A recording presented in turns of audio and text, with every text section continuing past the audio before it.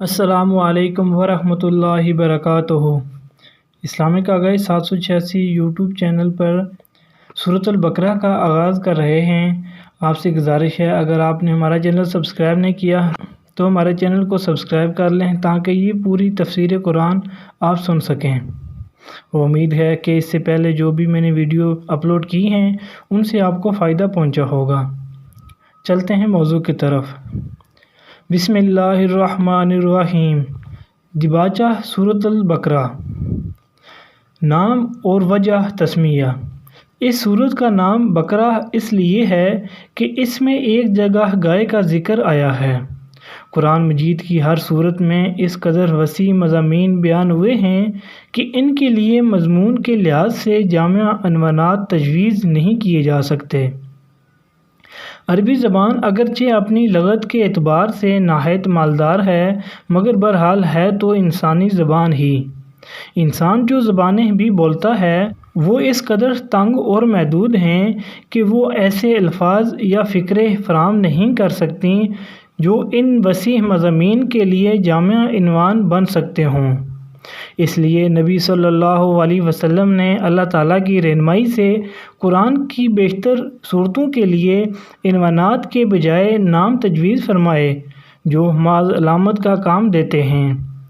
اس سورت کو بقرہ کہنے کا مطلب یہ نہیں ہے کہ اس میں گائے کے مسئلے پر بحث کی گئی ہے بلکہ اس کا مطلب صرف یہ ہے کہ وہ سورت جس میں گائے کا ذکر آیا ہے۔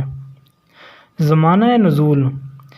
اس سورت کا بیشتر حصہ ہجرت مدینہ کے بعد مدنی زندگی کے بالکل ابتدائی دور میں نازل ہوا ہے اور کم تر حصہ ایسا ہے جو بعد میں نازل ہوا اور مناسبت مضمون کے لحاظ سے اس میں شامل کر دیا گیا۔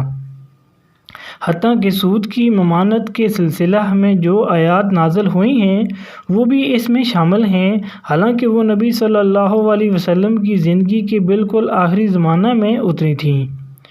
سورت کا خاتمہ جن آیات پر ہوا ہے وہ ہجرت سے پہلے مکہ میں نازل ہو چکی تھیں مگر مضمون کی مناسبت سے ان کو بھی اسی سورت میں ضم کر دیا گیا ہے۔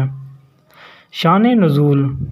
اس سورت کو سمجھنے کے لیے پہلے اس کا تاریخی پس منظر اچھی طرح سمجھ لینا چاہیے۔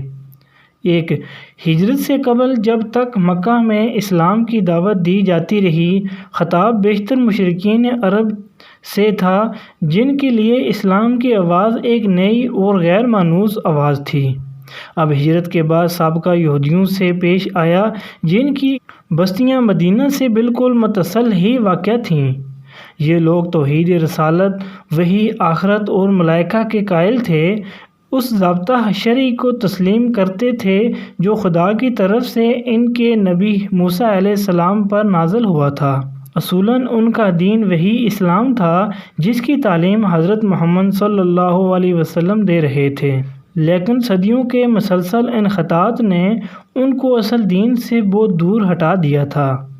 ان کے عقائد میں بہت سے غیر اسلامی عناصر کی آمیزش ہو گئی تھی جن کے لیے تورات میں کوئی سند موجود نہ تھی۔ ان کی عملی زندگی میں بکثرت ایسے رسوم اور طریقے رواج پا گئے تھے جو اصل دین میں نہ تھے اور جن کے لیے تورات میں کوئی ثبوت نہ تھا۔ خود تورات کو انہوں نے انسانی کلام کے اندر خلط ملط کر دیا تھا اور خدا کا کلام جس حد تک لفظاً یا معنیاً محفوظ تھا اس کو بھی انہوں نے اپنی منمانی تعویلوں اور تفسیروں سے مسخ کر رکھا تھا۔ دین کی حقیقی روح ان میں سے نکل چکی تھی اور ظاہری مذہبیت کا محض ایک بے جان ڈھانچہ باقی تھا جس کو وہ سینے سے لگائے ہوئے تھے۔ ان کے علماء اور مشائخ، ان کے سرداران قوم اور ان کے عوام سب کی اعتقادی، اخلاقی اور عملی حالت بگڑ گئی تھی اور اپنے اس بگاڑ سے ان کو ایسی محبت تھی کہ وہ کسی اصلاح کو قبول کرنے پر تیار نہ ہوتے تھے۔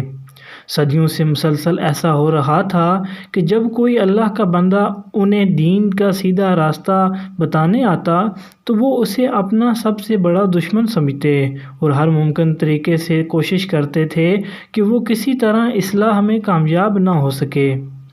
یہ لوگ حقیقت میں بگڑے ہوئے مسلمان تھے جن کے ہاں بدعتوں اور تحریفوں مشکافیوں اور فرقہ بندیوں، استخواں گیری اور مغز افغانی، خدا فراموشی و دنیا پرستی کی بدولت ان خطاط اس حد کو پہنچ چکا تھا وہ اپنا اصل نام مسلم تک بھول گئے تھے، محض یہودی بن کر رہ گئے تھے، اور اللہ کے دین کو انہوں نے محض نسل اسرائیل کی آبائی وراثت بنا کر رکھ دیا تھا۔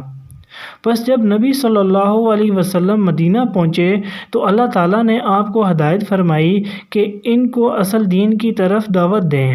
چنانچہ سورۃ بقرہ کے ابتدائی 15-16 رکوع اسی دعوت پر مشتمل ہیں۔ ان میں یہودیوں کی تاریخ اور ان کی اخلاقی و مذہبی حالت پر جس طرح تنقید کی گئی ہے اور جس طرح ان کے بگڑے ہوئے مذہب و اخلاق کی نمایاں خصوصیات کے مقابلہ میں حقیقی دین کے اصول پہلو بہ پہلو پیش کیے گئے ہیں، اس سے یہ بات بالکل آئینے کی طرح واضح ہو جاتی ہے کہ ایک پیغمبر کی امت کے بگاڑ کی نوعیت کیا ہوتی ہے۔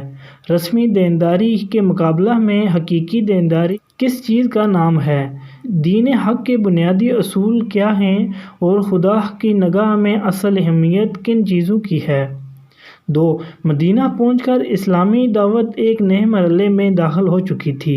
مکہ میں تو معاملہ صرف اصول دین کی تبلیغ اور دین قبول کرنے والوں کی اخلاقی تربیت تک محدود تھا، مگر جب ہجرت کے بعد عرب کے مختلف قبائل کے وہ سب لوگ جو اسلام قبول کر چکے تھے ہر طرف سے سمٹ کر ایک جگہ جمع ہونے لگے اور انصار کی مدد سے ایک چھوٹی سی اسلامی ریاست کی بنیاد پڑ گئی، تو اللہ تعالیٰ نے تمدن، معاشرت، معیشت، قانون اور سیاست کے متعلق بھی اصولی ہدایت دینی شروع کیں اور یہ بتایا کہ اسلام کی اساس پر یہ نیا نظام زندگی کس طرح تعمیر کیا جائے۔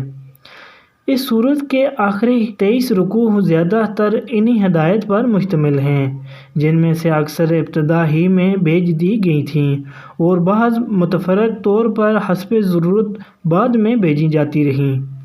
اس سے آگے کا سورۃ البقرہ کا دیباچہ اگلی ویڈیو میں بیان کریں گے۔